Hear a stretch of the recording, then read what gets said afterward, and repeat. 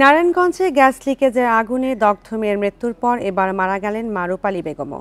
ভোরে জাতীয় বার্ন ইনস্টিটিউটে তিনি মারা যান। তার শরীরে 34% পুড়ে গিয়েছিল। এ নিয়ে এই ঘটনায় মৃতের সংখ্যা বেড়ে দাঁড়ালো 3 জনে।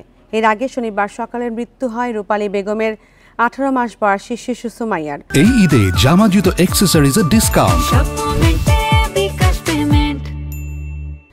শুক্রবার রাতে মারা যান দগ্ধ রিকশা চালক মোহাম্মদ হান্নান। দগ্ধ আরও 5 জন হাসপাতালে চিকিৎসাধীন। শ্বাসনালী পুড়ে যাওয়ায় তাদের সবার অবস্থা আশঙ্কাজনক বলে জানিয়েছেন চিকিৎসকেরা।